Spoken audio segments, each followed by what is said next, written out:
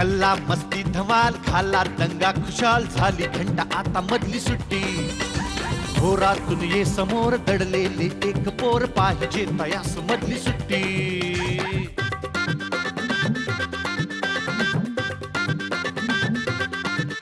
कसे रंग त्यांचे कसे गंध त्यांचे विचारून घ्या या फुलांना जरा नको सारखी शिस्त आणि पहारे मुलांना ती द्या ना मुलांना जरा किलबिल त्या पाखरास वाऱ्यावर वाहण्यास देत जाई पंख मधली सुट्टी घोरातून ये समोर दडले एक पोर पाहिजे तयास मधली सुट्टी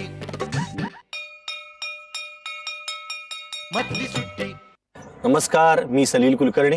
आजच्या मधली सुट्टीच्या भागामध्ये तुमचं खूप मनापासून स्वागत करतो. शाळेभोवती तळे साचून सुट्टी मिळेल काय असं शाळेतल्या प्रत्येक मुलाला वाटत असतानाच काही शाळेतल्या मुलांना मात्र सुट्टीच्या दिवशी सुद्धा शाळेत यावं असं वाटतं.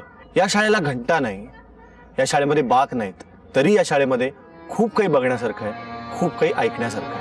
आम्ही आकाश बघू, आम्ही झाड बघू, आम्ही पक्षी बघू, पाऊस बघू, आम्ही आकाश बघू. हे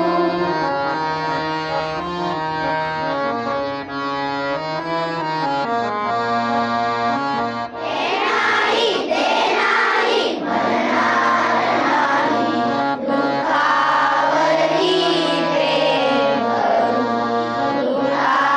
दुःखावरती प्रेम करू. आम्ही आकाश बघू, आम्ही झाड बघू, आम्ही पक्षी बघू, पाऊस बघू, आम्ही आकाश बघू. इतकी सुंदर प्रार्थना म्हणायला पण भाग्य लागतं असं मला वाटतं. कारण हे नाही ते नाही म्हणणार नाही, दुःखावरही प्रेम करू, आम्ही आकाश बघू, झाड बघू, पक्षी बघू असं तुम्ही म्हणता रोज. पण म्हणजे काय माहितीये तुम्हाला की हे नाही ते नाही म्हणणार नाही, दुःखावरही प्रेम करू म्हणजे काय रे बाळा? की आपण कुठल्याही गोष्टीला नकार किंवा हे नाही ते नाही म्हणणारे नाही, म्हणजे हे पण मला नको ते पण मला नको असं कुठली गोष्ट नाकारू नये. आपल्याला जे मिळणार आहे त्यातच आपण समाधान मानावं. नाही मानावं हे ठीक आहे, पण तुम्ही मानता का? आणि दुःखावरही प्रेम करू म्हणजे काय, कोण सांगेल मला? पण सगळ्यांनाच प्रेम करतोय, मग आपण दुःखावरही प्रेम करूया. म्हणजे काय रे दुःखावर? म्हणजे जे दुःख म्हणजे काय तुम्हाला माहिती आहे? कोण कोण सांगेल मला बाबा दुःख म्हणजे काय? आपली जर वाईट परिस्थिती असली तरी पण आपण त्यामध्ये सुखासमाधानाने राहावं. वा मित्रा, कुठल्याही परिस्थितीत आनंदात राहू असं म्हणतोय तो. आणि फार चांगली गोष्ट आहे. या वयामध्ये जर हे समजलं या मुलांना, यांनी एकदा डबा उपोषण केलं होतं. का केलं होतं तुम्ही रे उपोषण? अण्णा हजारेंनी दिल्लीमध्ये भ्रष्टाचाराविरुद्ध उपोषण केलं होतं. आम्हाला पण भ्रष्टाचार रोको असं करायचं होतं, म्हणून आम्ही डबा खायच्या सुट्टीमध्ये आम्ही डबा खाल्ला नव्हता. पण असं कोणाला वाटलं तरी की मधली सुट्टी झाली तर खावं? खरं भूक लागली होती का तरी कंट्रोल केलं सगळ्यांनी? आमच्यामध्ये तरी कोणाला झालं नाही, दुसऱ्यांना झाले का नाही आम्हाला पण माहित नाही. भ्रष्टाचार म्हणजे काय रे? याला सांगू दे याला. भ्रष्टाचार म्हणजे वाईट वागणे. भ्रष्टाचार म्हणजे वाईट वागणे. खूपच साधी सोपी व्याख्या आहे. अजून जरा डिटेलमध्ये कोणाला माहिती आहे भ्रष्टाचार म्हणजे? भ्रष्टाचार कुठलेही वाईट काम करणे, थुंकणे पण असू शकतं किंवा दुसऱ्यांना मदत करणे, हे पैशाचा भ्रष्टाचार पण असू शकतो किंवा थुंकण्याचा, वाईट काम करण्याचा, सगळे वाईट काम जे असतात त्यांना एकत्रित मिळून भ्रष्टाचार असेच म्हणतात. मला आजपर्यंत भ्रष्टाचाराची सगळ्यात आवडलेली व्याख्या आहे की थुंकणे म्हणजे पण भ्रष्टाचार आहे. कारण आपण रस्त्यावरून जाताना ते सगळे रिक्षावाले, ड्रायव्हर, ट्रकवाले जे रस्त्यात पचकन थुंकतात ना, तुम्ही सगळे भ्रष्टाचार करता. लक्षात ठेवा या मुलांच्या दृष्टीने. आणि एकदम करेक्ट आहे यांचं. पण तुम्ही उपोषण केलं, त्याचा फायदा झाला असं वाटतं? हो, कारण काय अण्णा हजारे तिकडे करतात, मग आम्ही इकडे कोल्हापुरात आहे. आमची पण इच्छा आहे की त्यांना सपोर्ट करावा. पण का उपोषण कशासाठी करायचं? भ्रष्टाचार कमी करण्यासाठी. तुमच्यापैकी कोणी भ्रष्टाचार घडताना बघितलंय का? की हा भ्रष्टाचार करतोय असं बघितलंय? आपण म्हणतो की हा तो दंगा करतोय, तसं तुम्ही बघितलंय कोणाला भ्रष्टाचार करताना? आम्ही एकदा डॉक्टरांकडे जात होतो, तेव्हा एक असं मधी ह्याचा पुतळा होता, तारा राणीचा, तेव्हा रॉंग साईडनं एक माणूस गाडी घालत होता. क्या बात आहे. नुसतं रॉंग साईडनी गाडी घालणं हा जर भ्रष्टाचार असेल ना, तर फार भ्रष्टाचारी लोक फिरतायत आता रस्त्यावर, एवढं सांगतो. मी तेव्हा एकदा एक महाशिवरात्री होती, तेव्हा आम्ही फिरायला गेलतो. तेव्हा येताना मी असं बघितलं की एका माणसाने एका माणसाच्या अंगावर ट्रक घातलेली आणि त्या ट्रकवाल्याला पोलिसांनी धरलेलं. आणि एक माणूस त्या माणसाला असा पैसे देऊन म्हणजे त्याला सोडवत होता. असं बघितलंस तू? तिकडेच उपोषणाला बसायचं लगेच, हो की नाही? दुसऱ्याच्या अंगावर ट्रक घालणाऱ्या माणसाला जर सोडून देत असेल कोणी, तर आपल्याला काहीतरी करायलाच लागणार. तर तुम्ही हे अण्णा हजारेंना सपोर्ट करायला तुम्ही उपोषण केलं म्हणताय.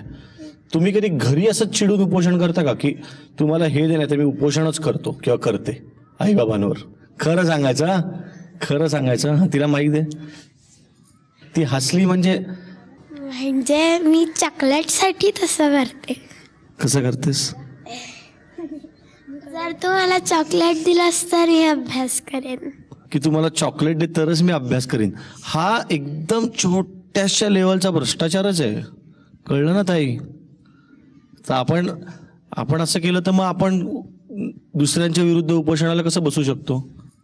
नाही, पण ही मुलं खरंच खूप सुजाण आहेत. यांना भ्रष्टाचार म्हणजे काय, रस्त्यावर थुंकण्यापासून ते दुसऱ्याच्या अंगावर चिखल उडवण्यापासून इतक्या छोट्या गोष्टीपासून भ्रष्टाचार सुरू होतो, तो नंतर जाऊन खूप मोठ्या लेवलला जातो आणि मग अण्णा हजारेंना उपोषणाला बसायला लागतं, तेही यांना माहिती आहे. आणि म्हणून त्यांच्या सपोर्टला यांनी डबा उपोषण केलं. तर ह्या खरंच मुलांचं कौतुक करावं तितकं कमी आहे. कोल्हापुरातली पोरं सॉलिड आहेत बुवा. टीव्हीवर मधली सुट्टीमधले अनेक परफॉर्मन्सेस अनेक शाळेतले बघून हा माझा छोटा मित्र इकडे आला आणि त्याला एक कविता म्हणायची आणि त्याला ती कोणाची कदाचित माहिती नसेल, पण मला असं वाटतं की विंदा, पाडगावकर, कुसुमाग्रज या मंडळींची हीच तर मजा आहे की यांनी जे लिहिलं ते कदाचित त्यांचं आहे हे या छोट्या मंडळींना कळणार नाही, पण ते त्यांच्यापर्यंत पोहोचलेलं असतं. म्हणजे अगदी अडम तडम तडतड बाजा, अक्कड नगरी फक्कड राजा, त्या राजाला एकच राणी, त्या राणीला एकच वेणी, वेणीमध्ये एकच फूल, डाव्या कानात एकच डूल, त्याचा भलताच गाजावाजा, असं पण विंदांनी लिहिलं. किंवा सिंह करतो सगळ्यांवर कडी, मुंगीच्या डोक्यावरून मारतो उडी, असं पण लिहिलं. तर ते विंदा आजोबा, त्या विंदा आजोबांची एक कविता आता माझा मित्र सादर करतोय. माझे नाव कनिष्का आहे, इयत्ता पहिली आहे. एक होतं झुरळ, एक होतं झुरळ, त्याचे डोळे नव्हते सरळ, ते डोळे नव्हते सरळ. एक होता ससा, एक होता ससा, त्याचा बसला होता घसा. दोघांनी एक नाटक केले, ते 100 प्रयोग झालेच. अहो खोटं नाही सांगत, खरं ते 100 प्रयोग झालेत. वा वा वा वा. मला बालकवितेचं वेड विंदांनी लावलं आणि ह्या छोट्या मुलांना ते वेड इतक्या लहानपणापासून लागलंय. खरंच हे भाग्यवान आहेत. आणि विंदाई आता पुढची कविता पुन्हा एकदा विंदांचीच ऐकवत आहेत आपल्या 2 छोट्या मैत्रिणी. या त्या आधीपासूनच हसतात.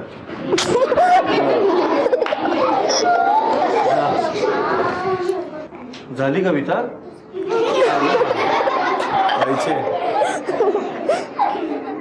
माझे नाव रमा, माझे नाव समृद्धी.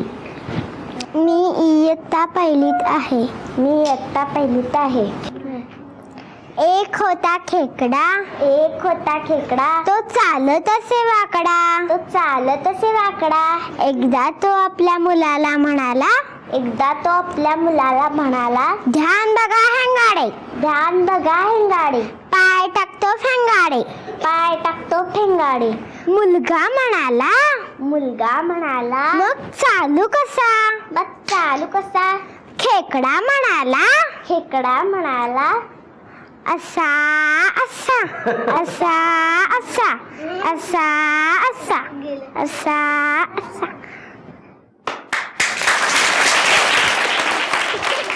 बकासूर ओरडला अल्लड्र, बकासूर ओरडला अल्लड्र. भीमाने मारला भुरकाभूर, भीमाने मारला भुरकाभूर.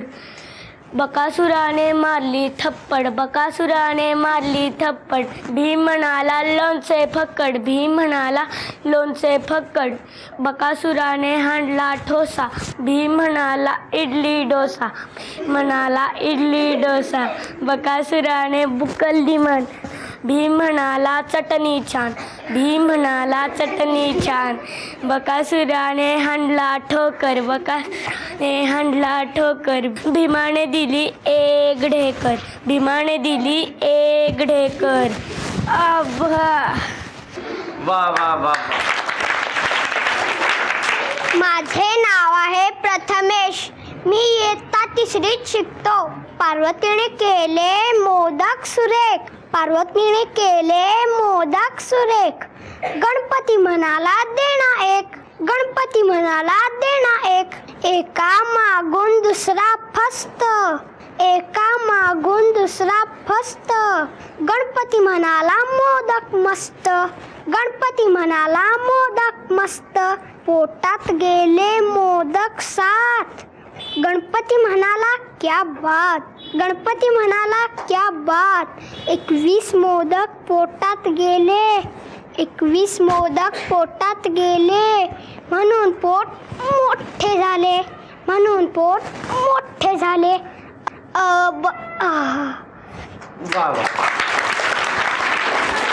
अब्ब केवढा फणस आई, आजोबांचं पोट सुद्धा एवढं मोठं नाही. किंवा एकदा काय झाले, पक्षी उडून गेले म्हणून झाड उडून गेले. किंवा आटपाट नगरामध्ये नाही होत चोरी, हुशार मुले काळी नि खुळी मुले गोरी.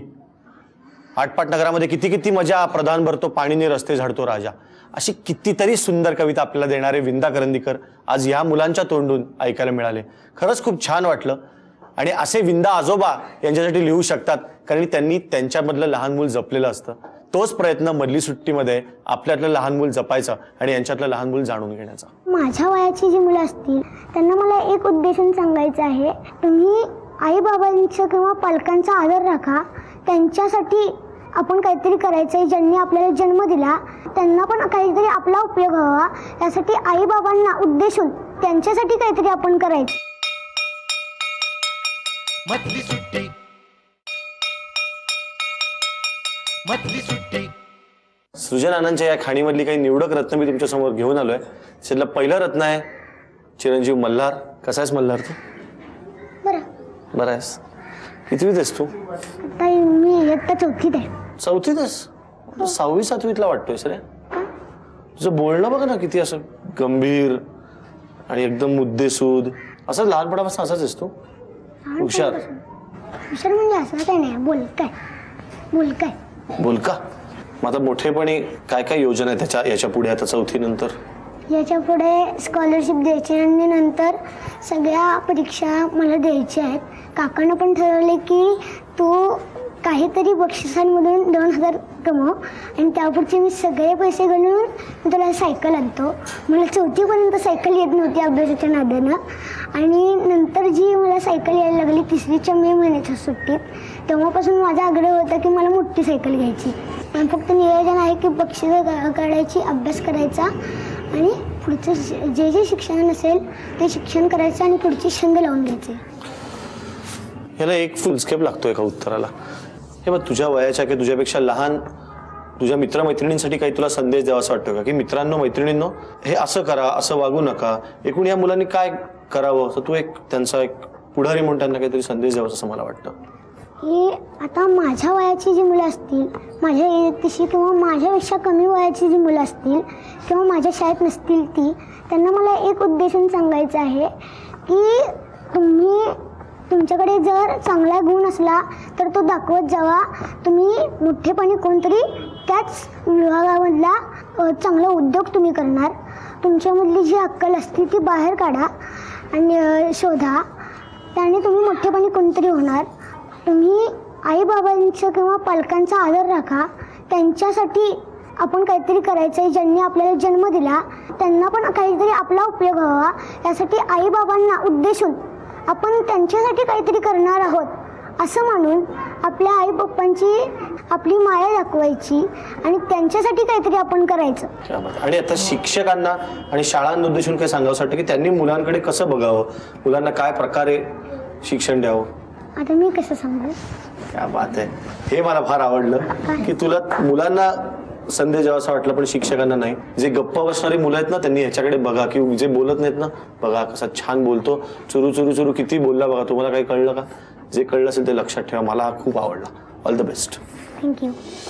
जुईली आणि अर्जुन म्हणजे असे एकदम असे सिरियल मधले किंवा पिक्चर मधले बहीणभाऊ असतात ना, गोड गोड दोघं असे एकदम शांत असे खाली मान घालून हसत बसलेत, काही बोलत नाहीयेत.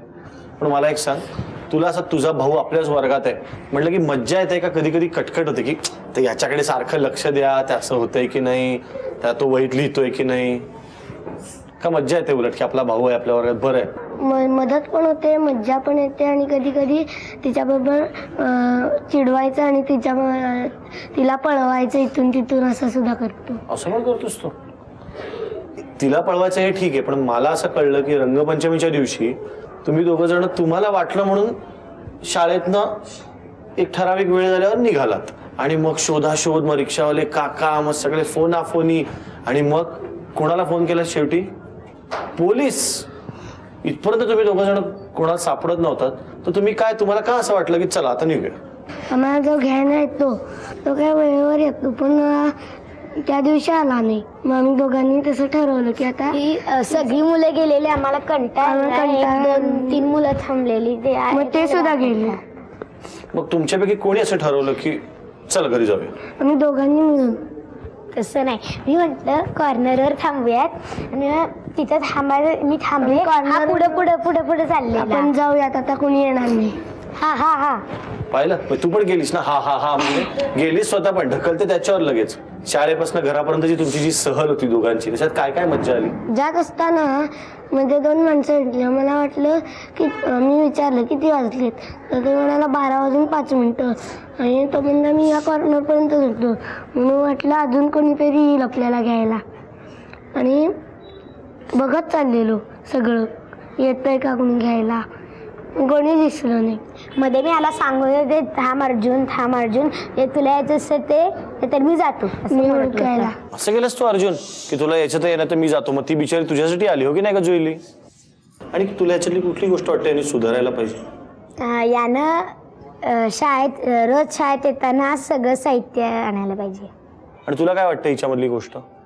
हिने जे दंगा करते शाळेत थोडाफार, उगाच कुणाला मारणं काही कारण नसताना कुणाची वही घेणं, हा दंगा तिने करू नये. हे मला खूप छान वाटतं. एक तर हे बहीण भाऊ दोघं जण एकत्र आहेत. मला पण आठवलं माझी बहीण आणि मी एका शाळेत होतो आणि माझ्यापेक्षा ती लहान. मी रोज तिच्या वर्गात जायचो. कोणी तुला त्रास देत नाही ना विचारायचो. खरं कोणी त्रास देत नसायचंच, पण उगीच मोठा भाऊ म्हणून वाटायचं की आपण जायला पाहिजे, बहिणीचं रक्षण आपण करायला पाहिजे. आज खरं तर जुईली आणि अर्जुनच्या निमित्ताने मी माझ्या आणि माझ्या बहिणीच्या आठवणीमध्ये रमून गेलो आणि मला खात्री आहे तुम्ही तुमच्या शाळेच्या आठवणीमध्ये तुमचा प्रवास, तुमची सहल तुम्हाला आठवत असेल. ज्याच्याविषयी ऐकून आताची सगळी मुलं आश्चर्याने तोंडात बोट घालतील असा एक माझा मित्र माझ्या शेजारी बसलाय, त्याचं नाव आहे हर्षवर्धन. कसा आहेस तू? चांगलं आहे.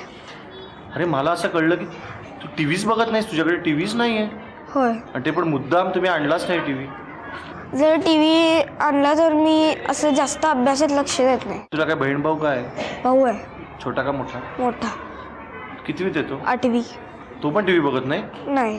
तुम्ही संध्याकाळी करता काय घरी गेल्यावर? संध्याकाळी आमच्याकडे जर खेळायला काही फुटबॉल वगैरे असलं तर आम्ही खेळत बसतो आणि ते झाल्यानंतर आम्ही अभ्यासाला बसतो. आणि अजून एक खूप गोड गोष्ट मला तुझ्याबद्दल अशी कळली, त्याच्याबद्दल खरंच तुला किती शाबासकी द्यावी तेवढी कमी आहे की तू रोज शाळेत डबा जो आणतोस त्याचा पहिला घास शिक्षकांना देतोस, मग तू डबा खातोस. असं कधीपासून तुला वाटतं रे, का पहिलीपासून तू असंच करतोस? नाही, 2रीपासून मी असं करायला सुरुवात केलेली. का पण असं वाटलं तुला? असं केलं की मला बरं वाटतं. एक पहिला घास आईला पण द्यायचा, म्हणजे तुला अजून पुण्य मिळेल. फक्त आईबाबांना एक विनंती कर आणि तुला पण आणि तुझ्या भावाला पण एक विनंती आहे की मधली सुट्टी तुम्ही बघा. मला खूप बरं वाटेल तुम्ही बघितलं तर, कारण तू स्वतः पण दिसशील आणि तुझ्यासारखे अनेक मित्रमैत्रिणी तुला बघायचे आहेत ना, तेवढं मात्र तू बघत जा. चालेल का? हां चालेल. हा म्हणला हा याच्या एवढ्या काटेकोर सवयीमधनं हा माझ्यासाठी मधली सुट्टी बघणार आहे. मला असं वाटतं हा मधली सुट्टीचा विजय. सगळी मंडळी संवाद लेखनात एक्सपर्ट आहेत. हे भविष्य काळातले संवाद लेखक आहेत. मागच्या वेळी दिलेल्या एका कोड्याची उत्तर होती विमान आणि जोकर. त्यांच्यातला संवाद मी तुम्हाला ऐकवतो. जोकर म्हणतो तुझे नाव काय आहे? विमान म्हणतो माझे नाव विमान आहे. तुझे नाव काय आहे? जोकर म्हणतो माझे नाव जोकर आहे. तू काय करतोस? विमान म्हणतं मी लोकांना घेऊन आकाशातून प्रवास करतो. तू काय करतोस? जोकर म्हणतो मी लोकांना खूप खूप हसवतो. तुझ्यात किती लोक बसतात? विमान म्हणतं माझ्यात 50 लोक बसतात. जोकर म्हणतो ठीक आहे, मी आता खूप घाईत आहे, पुन्हा भेटूया, बाय बाय. विमान म्हणतं मी पण घाईत आहे, बाय बाय. क्या बात आहे. असाच एक पुढचा संवाद पण आहे पेंग्विन आणि मासा यांच्यामधला. पेंग्विन म्हणतो अरे मासा, तू आज इथे उड्या मारतोयस, तुला पाहून मला खूप आनंद झाला. मासा म्हणतो अरे हो, मला पण खूप आनंद झाला आहे तुला भेटून. पेंग्विन म्हणतो पण तू पाण्यातून बाहेर येऊ नकोस, नाहीतर मरून जाशील, काळजी वाटली रे. मासा म्हणतो अरे हो, पण मी तर इथे थोडी बाहेरची हवा छान वाटली म्हणून आलो आहे. पेंग्विन म्हणतो मासा, तुझे किती प्रकार आहेत नाही, पण मी बघ असाच आहे, एकाच प्रकारचा. तुझे इतके वेगवेगळे प्रकार पाहिले की खूप आनंद होतो, खूप आवडतोस तू मला. मासा म्हणतो म्हणूनच की काय तू मला तुझे अन्न म्हणून खातोस. आम्ही अगदी आनंदाने उड्या मारतो, पाण्यात इकडे तिकडे फिरत असतो, पण तुम्ही जवळजवळ 100 किंवा त्याही पेक्षा जास्त येऊन आम्हाला खाऊन आपले पोट भरता. अशा प्रकारे आमची तुम्हाला मदत होते. संपला संवाद. संवाद लेखन ही गोष्ट इतक्या लहानपणापासून होऊ शकते हे आजच मी शिकलो या मुलांकडनं. आणि कोणीही कोणाशी बोलू शकतं हे मी या मुलांकडनं शिकलो. या शाळेचं नावच सृजन आनंद आहे, त्यामुळे प्रत्येक छोट्या गोष्टीत आनंद घ्यायची ती पद्धत दिसते. आणि मुलं इतकी शिस्तीने डबा खात आहेत, मला कमाल वाटते. ही जरा जास्त शहाणी मुलं आहेत, कारण मधली सुट्टी झाल्या झाल्या यांनी दप्तरं आवरली काय, ती सगळी बस्तरं ठेवली, सगळ्यांनी रुमाल ठेवून आपापले डबे ठेवले आणि मधली सुट्टी सुरू झाली. मला वाटतं आपापली पंगत वेगळी न मांडता सगळ्यांनी एका पंक्तीला बसायचे संस्कार इथून सुरू होतात. हा माझा छोटा मित्र डबा विसरलाय, पण मी आणलाय, त्यामुळे माझा डबा आज हा खाईल या सगळ्यांबरोबर.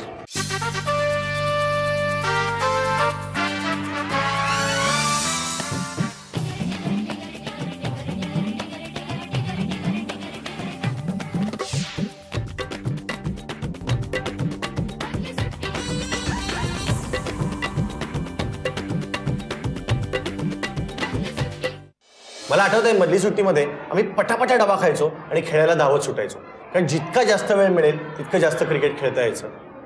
पण या शाळेत थोडंसं वेगळं आहे. म्हणजे मुलं खेळायला जातात, पण जेवता जेवता मला एक गोष्ट लक्षात आली की रोजचा एक गट असतो जो मधली सुट्टीचा डबा खाल्ल्यानंतर काही कामं करतो. तर यश, मला एक सांग की तुम्ही 5 जण आता काय करणार तिथे वर्गामध्ये? झाडू मारणार, फळातून पुसून घेणार. काय झाडू मारणार आणि पुसून घेणार? आणि स्टीलच्या व्यवस्थित लावणार आणि बस्कर घालणार. आणि बस्कर घालणार तुम्ही सगळे आता 5 जण सगळ्यांसाठी?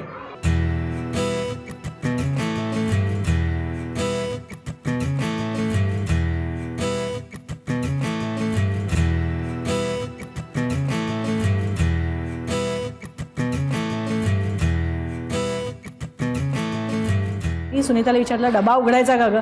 आईने खमंग शिरा करून पाठवला होता. सरांची पाठ झाल्या झाल्या आम्ही डबा उघडला आणि सुनीता मला भरवत होती. तेवढ्यात सरांनी पाहिलं आणि 2 चिमण्या फळ्यावरती रेखाटल्या आणि म्हणाले चिमणी हळू पिलाच्या चारा मुखात घाली. मधली सुट्टी, मधली सुट्टी. मोठा झाल्यानंतर एखादी व्यक्ती खूप प्रथितयश कलाकार होते, लोकप्रिय होते, अनेक सन्मान मिळवते, अगदी पद्मश्री सारखा इतका मोठा सन्मान मिळवते. पण तीच व्यक्ती शाळेत असताना फक्त एक गुणी गोड निरागस विद्यार्थिनी असते. अशीच एक गुणी गोड मिश्किल विद्यार्थिनी आज आपल्याबरोबर आहे. पद्मजाताई, नमस्कार. आज कसं वाटतं तुम्हाला सगळ्या तुमच्या शाळेतल्या मंडळींबरोबर तुमच्या शाळेत बालमोहनमध्ये? आमच्या शाळेबद्दल आम्हाला बालमनबद्दल प्रचंड अभिमान. त्यामुळे आज इथे येऊन शूटिंग होतं याचा आम्हाला खूप आनंद आहे. आनंदाचं खास कारण म्हणजे मित्रसुद्धा आलेले आहेत. शाळेत असताना आम्ही कधीही मुली आणि मुलं कधी एकमेकांशी बोलायचो नाही. अगदी बाजूने जरी गेलं तरी साईड असं करून कधीही बघायचो नाही एकमेकांकडे. पण आज सगळे अगदी पण आज मित्रमैत्रिणी साईड बाय साईड बसले, किती चांगली गोष्ट आहे. आपण म्हणतो ऋषितुल्य गुरु, तर खरंच अगदी असे ऋषीसारखे दिसणारे गुरु, आणि त्यातून ते इतके. मी त्यांच्याबद्दल ऐकलं तुमच्याकडनं, तर सरांबद्दल आम्हाला ऐकायला खूप आवडेल सगळं. सर इतकं प्रेमाने शिकवायचे. कधी त्यांनी आम्हाला मारलं नाही, कधी ओरडले नाहीत, कधी पट्टी उगारली सुद्धा नाही, परंतु त्यांच्या डोळ्यातून आणि ओठातून फक्त प्रेम बरसायचं. आणि कुठलाही विषय म्हणजे आम्हाला ते मराठी शिकवायचे, पण मराठीसुद्धा कसं रसाळपणे शिकवायचं हे खरं म्हणजे याचा वस्तुपाठ म्हणजे इनामदार सर. कारण ते चित्र काढून प्रत्येक गोष्ट आम्हाला शिकवायचे. अगदी बालकवींची कविता असू दे किंवा इतर ग्रेसांची कविता असू दे, ती प्रत्येक गोष्ट कशी सोपी करून शिकवावी चित्र काढून हे त्यांच्याकडून खरंच आम्ही शिकलो. या सरांच्या तासाला तुम्ही कधीच खोडी केली नसेल असं नाही, उलट आम्हाला धिंगाणा घालायला अगदी वाव असायचा पुरेपूर, कारण ते कधी ओरडायचे नाहीत ना. त्यामुळे मला आठवतं की माझी जीवष्ट कंठस्थ मैत्रीण सुनीता आणि मी आम्ही शेवटच्या बाकावर बसलो होतो आणि हळूच मला भूक लागली प्रचंड. मी सुनीताला विचारलं डबा उघडायचा का गं. आईने खमंग शिरा करून पाठवला होता. तर सुनीता म्हणाली चल आता मधली सुट्टी जवळच आहे, आपण पटकन डबा खाऊया. सरांची पाठ झाल्या झाल्या आम्ही डबा उघडला आणि सुनीता मला भरवत होती. तेवढ्यात सरांनी अचूकपणे ती गोष्ट हेरली आणि आम्ही खाली वाकून बाकाच्या खाली वाकून कुणाला दिसू नये अशा पद्धतीने आम्ही खात होतो. तेवढ्या सरांनी पाहिलं आणि 2 चिमण्या फळ्यावरती रेखाटल्या आणि म्हणाले चिमणी हळू पिलाच्या चारा मुखात घाली. पण मला असं वाटतं इतकी पोएटिक शिक्षा आता घडत नसेल. काय आठवतं त्या दिवसांमधलं? त्या दिवसामध्ये माझा मराठीचा तास किंवा भूगोलाचा तास आम्ही आनंदाचा जेवढा करता येईल तेवढा करत असते. कारण कंटाळवाणं शिकवणं ही पण एक शिक्षाच आहे. शिक्षकाला पण आहे आणि विद्यार्थ्यांना पण आहे. मला असं वाटतं सगळ्या शिक्षकांनी आणि सगळ्या शाळांनी हे बोधवाक्य म्हणून लिहून ठेवा. फार फार सुंदर वाक्य होतं सर. पण गाणं तुम्ही शाळेपासून म्हणायचं? कधीच नाही.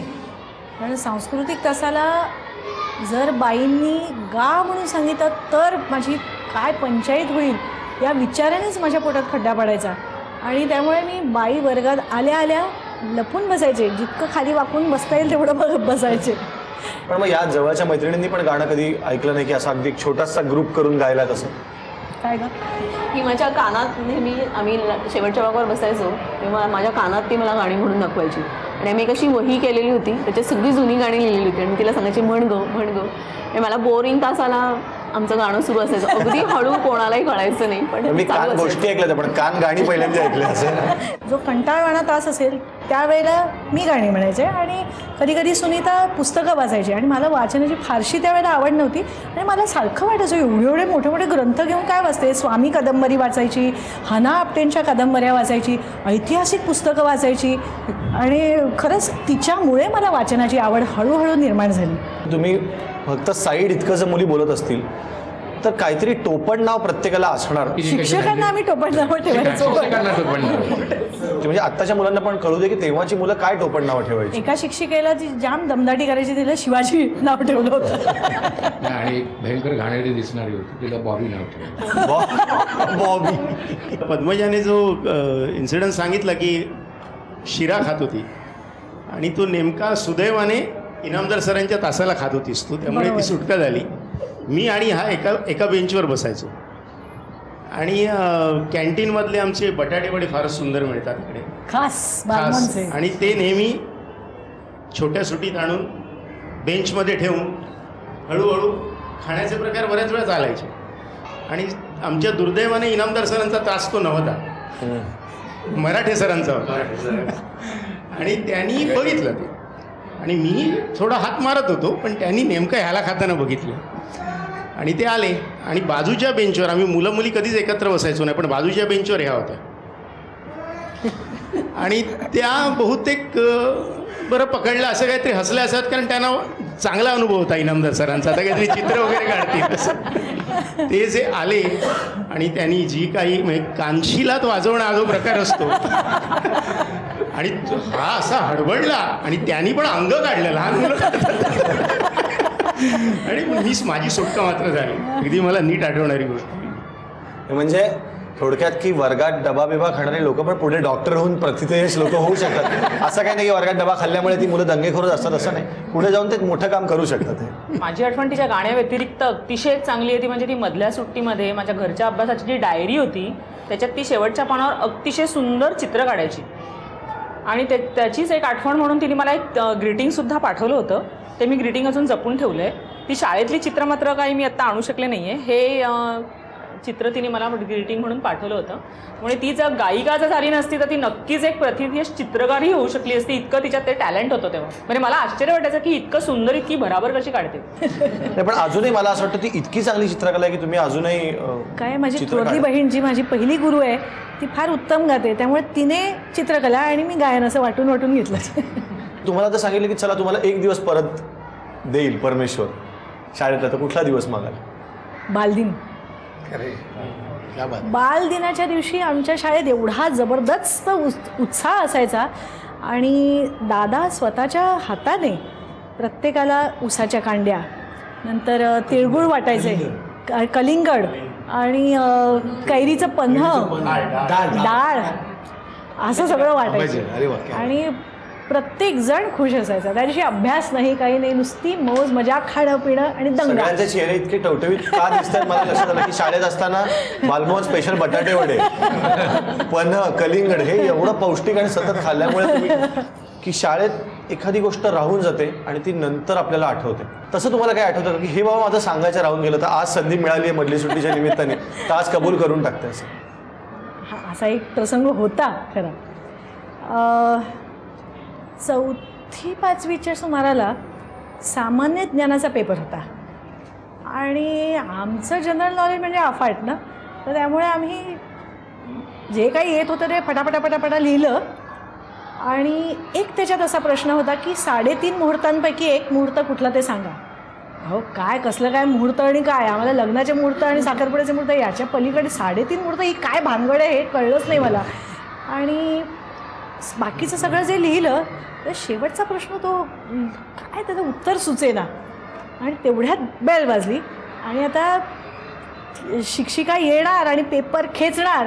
त्या धाकधुकीत मी सुनीता बाजूलाच बसली होती. हे सुनीता दाखव ना.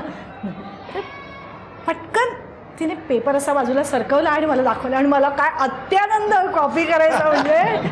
आणि ते मी उत्तर लिहिलं, तिचा बघून तो शब्द लिहिला आणि आता चला ये, आता आपण जिंकलो या आवेशात, अगदी ऑस्कर जिंकल्याच्या आनंदात मी खुश होते. पण जेव्हा पेपर तपासून आला तेव्हा तिचं उत्तर बरोबर आणि माझं उत्तर चूक दिलं होतं. मला इतका राग आला, एवढं बघून दिलं तरी काय, तिचं उत्तर तेच असलं तरी मला चूक दिलं, मला 0 मोठा गोळा दिला होता. मी बाईंना विचारलं, बघा तिचं बरोबर आहे आणि माझं कसं चूक दिलं तुम्ही? अगदी मोठ्या आवेशाने मी त्यांना दाखवायला गेले. मी म्हटलं, अगं बाळे, तू काय लिहिलंस तरी वाचलंस का? तिने 3.5 मुहूर्तांपैकी एक म्हणजे दसरा लिहिलंय आणि तू 17. त्यामुळे त्यावेळी सुद्धा कॉपी करणं धड शक्य झालं नाही. जमलं नाही म्हणजे ज्याला जे जमत नाही ते जमत नाही, आपण उगीच कॉपी करायला जाऊच नाही. म्हणजे खरं कुठल्याही कलाकाराचं बीज जे किंवा पाया जो शाळेत आहे हे आपल्याला निर्विवादपणे मान्य करायलाच पाहिजे. आणि तुमच्या बाबतीत तर असं झालंय की शाळेत फक्त सुनीताच्या कानात गायचं सगळं जग ऐकतं. आणि खूप आनंद होतो, अभिमान वाटतो की दादांची इच्छा, या बालमोहनचे संस्थापक संस्कार महर्षी दादासाहेब रेगे यांची इच्छा होती की आपल्या शाळेने कशाची तरी पुस्तकाची किंवा CD गाण्यांची निर्मिती करावी. त्याप्रमाणे त्यांचे चिरंजीव बापूसाहेब रेगेंनी मला आज्ञा केली आणि त्याची एक आम्ही CD बनवली प्रार्थनांची. वेगवेगळ्या प्रार्थना रोज सोमवार ते शनिवार रोज शाळेत 2दा वाजवल्या जातात. याचा मला खूप खूप आनंद आहे. आणि यातली एक प्रार्थना, अंतर मम विकसित करी हे परात्परा, हे रवींद्रनाथ टागोरांची ही कविता, हे आम्ही बालमोहनचा त्याच्यावरती शिक्का आहे. जगात प्रार्थना म्हणजे बालमोहन असं. येस, अगदी. म्हणजे आज जगभरात जे बघतायत बालमोहनचे माजी विद्यार्थी त्यांच्यासाठी ही प्रार्थना मी विनंती करतो की तुम्ही सगळ्यांनी जर ती गायलीत. आणि मला खरंच मगाशी तुम्ही जेव्हा सांगितलं तर हेवा वाटला तुमच्या सगळ्यांचा की सर जर मराठीतली कविता शिकवताना चित्र काढत असतील तर यापेक्षा सुंदर शाळेत काय असू शकतं. तर सर तुम्हाला खूप मनापासून विनंती आहे की ही आता रवींद्रनाथांची प्रार्थना ऐकताना तुमच्या मनात जे काही त्याचे तरंग उमटतील तुम्ही जर ते फळ्यावर काढलं तर आम्हाला खूप आवडेल. अंतर मम विकसित करी हे परात्परा, अंतर मम विकसित करी हे परात्परा, निर्मल करी उज्ज्वल करी जागृत करी उद्धृत करी निर्भय करी मंगल करी हृदय भास्करा अंतर मम विकसित करी हे परात्परा करी निरलस निसंशय करी रे करी शुद्धाशय करी हे मन निर्विषय जीवितेश्वरा अंतर मम विकसित करी हे परात्परा अंतर मम विकसित करी हे परात्परा हे परात्परा हे परात्परा. राक्षस काका रडू नका. रडू नाही तर काय करू, किती आरोप सहन करू. राक्षस म्हणे दुष्ट, मतलबी, स्वार्थी, मुलांना खाणारा.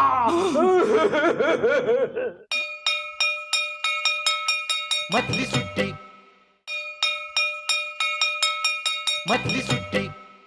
निवडणुकीच्या या वातावरणामध्ये अनेक राजकीय नेत्यांनी मागणी केलेली हीच ती जादूची कांडी, पण आज ती आहे सृजन आनंद मधल्या या छोट्या छोट्या मुलांच्या हातात. मला जर जादूची कांडी मिळाली तर मी पृथ्वी चॉकलेटची बनवेन. माझे अक्षर खूप घाण आहे. मला जर जादूची काठी मिळाली तर मी अक्षर माझे खूप सुंदर करीन. मला जर जादूची कांडी मिळाली मी भीम सारखा ताकदवर बनीन. मला जर जादूची कांडी मिळाली तर मी जादूगर होणार. जर मला जादूची कांडी सापडली तर मी माझ्या आवडत्या डोरेमॉन, पोकेमॉन, पॉवर रेंजर्स यांना घरी जेवायला बोलवीन. मला जर जादूची कांडी मिळाली तर मी जी मुले कडू औषध पितात ते औषध मी जादूने गोड करीन. ही जी सगळी लगबग दिसते ही शिक्षकांच्या परफॉर्मन्सची. मधली सुट्टीतला आपला सगळ्यांचा एक आवडता भाग म्हणजे आपले शिक्षक परफॉर्म करताना बघणं. अभि ए अभि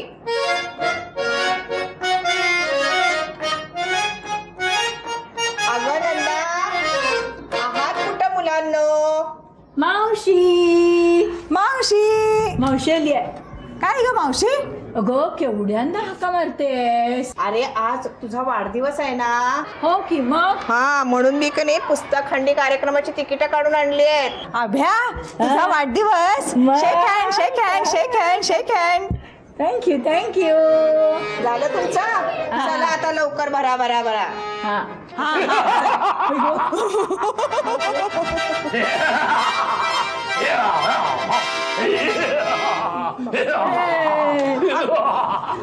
अगं बाई मेले मेले मेले. अगं बाई मागवा पोरांनो मागवा. चला चला चला दुसऱ्या रस्त्याला जाऊया रे पोरांनो. अगं मावशी अगं हा नाटकातला राक्षस आहे. मी ओळखलं ह्याला. नाटकातला तर नाटकातला पण राक्षस आहे ना तो.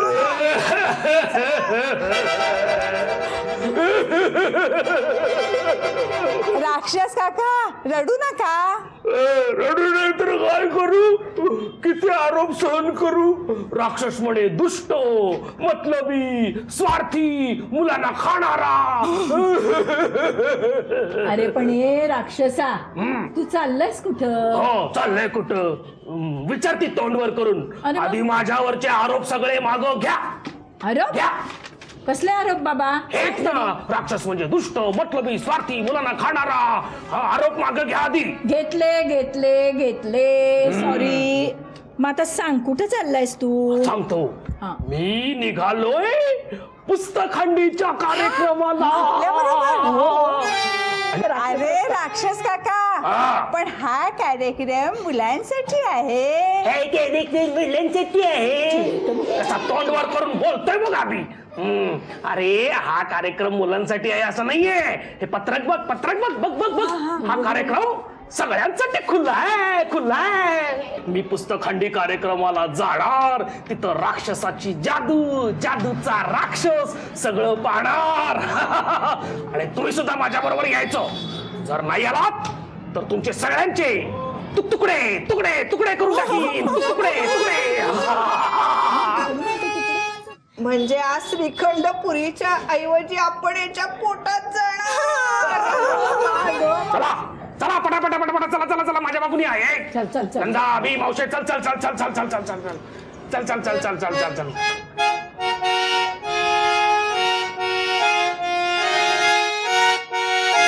अरे तू कोण? मुलांचा आवडता राक्षस? आणि तू परी राणी ना?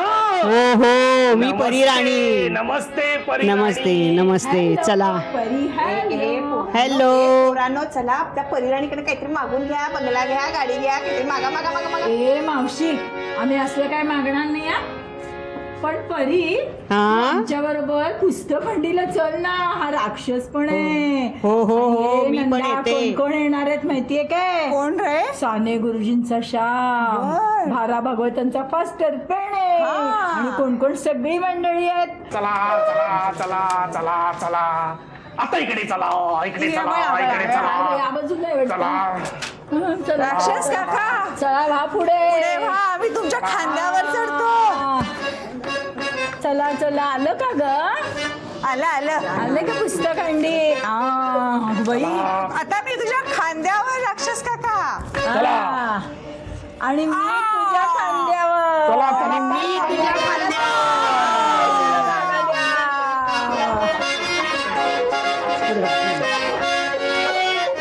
राक्षसा हो पुढे.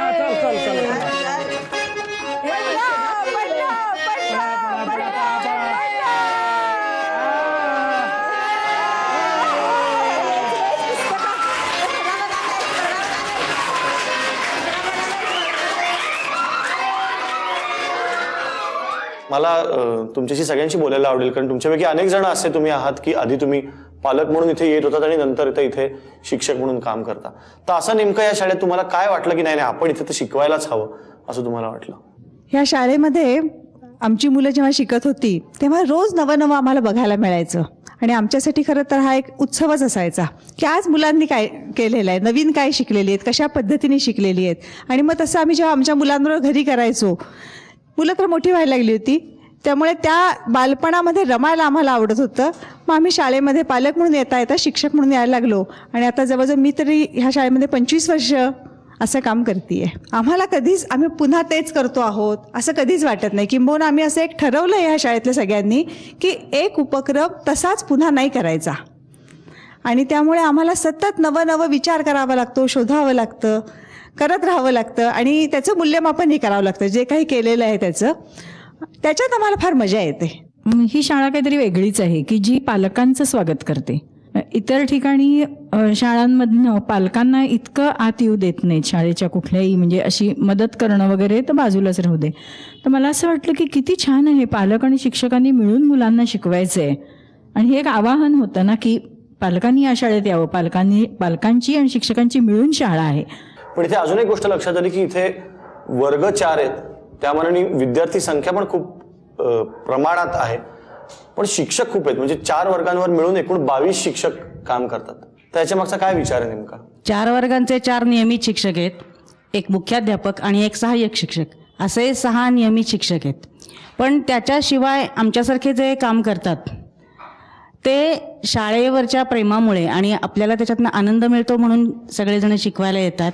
आणि त्याच्यामुळे ह्या सगळ्या मुलांना एक विषय 2-3कडनं शिकायला मिळतो. म्हणजे जरी लहान प्राथमिकचे वर्ग असले तरीसुद्धा कोणताही विषय 2-3 शिक्षक त्यांना शिकवतात आणि ते वेगळ्या वेगळ्या अंगांनी शिकवतात. मुलांना त्याच्यातनं जास्त घेता येत असेल, घेण्यासारखं मिळतं. आणि ह्या सगळ्याची नोंदवह्यांमध्ये नोंद असते. प्रत्येक वर्गामध्ये कोण कोण काय काय शिकवतंय, कुठला भाग घेतंय याची नोंदवह्यांमध्ये नोंद आहे. आणि दर शुक्रवारी आमची सगळ्यांची शिक्षक सभा असते, सगळ्या 22 शिक्षकांची. त्यामुळे त्या दिवशी कुठल्या वर्गात काय झालंय, एकूण काय काय घडलंय याची सगळी चर्चा होते आणि ते सगळ्यांना समजतं. बरोबर. म्हणजे कदाचित इथे हे सगळे शिक्षक त्याच्याकडे नोकरी म्हणून, ड्युटी म्हणून न बघता सृजनाचा आनंद म्हणून बघतात. म्हणून मला असं वाटतं की सृजन आनंद नाव हे पुन्हा पुन्हा ऐकायला छान वाटतं. या माझ्या छोट्या मित्रमैत्रिणींच्या चेहऱ्यावरच एक गोष्ट लक्षात येते की आता परीक्षा संपत आल्यात, काही जणांच्या संपल्या सुद्धा. आणि मग प्लॅनिंग सुरू झालं की आता मी मे महिन्याच्या सुट्टीत असं करणार, तसं करणार. तुम्ही सुट्टीत काय करणार आहे असा प्लॅन आम्हाला लिहून पाठवा. तोच आहे या आठवड्याचा होमवर्क आणि तो पाठवायचा आहे आमच्या या पत्त्यावर. मधली सुट्टी 135 continental building, doctor any Bessent road, Worli, Mumbai 400018. मधली सुट्टी @ZeeNetwork.com, झी मराठी @ZeeNetwork.com. आठवलं का काय आहे? बोरा, काचकवड्या, सागरगोटे, विषामृत, जोडी साखळी, खामखाम खांबोरी. किती दिवस झाले हे खेळ खेळून? आताच्या 2 मिनिट नूडल्स आणि कम्प्युटर आणि व्हिडिओ गेमच्या जमान्यात पतंग उडवायचे राहून जातात. मैदानावर जर खेळले नाहीत तर मग त्यांना मुलं का म्हणायचं? पण या शाळेतल्या मुलांना हे सगळे खेळ असे येतात. मलाही यायचंय, पण मी पूर्ण विसरून गेलो होतो. पण आज मी यांच्याबरोबर त्या पाठीवरची धूळ थोडी साफ करणार आहे. चला.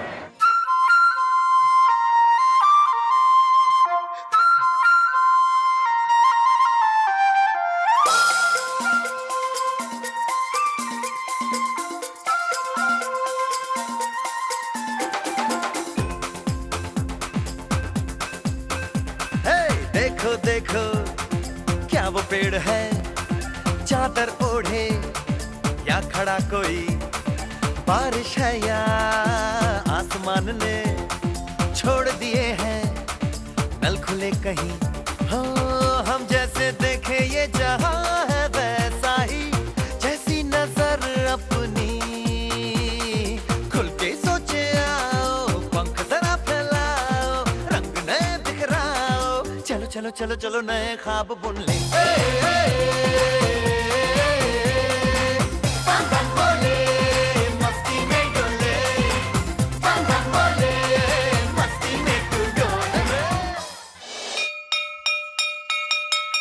मधली सुट्टी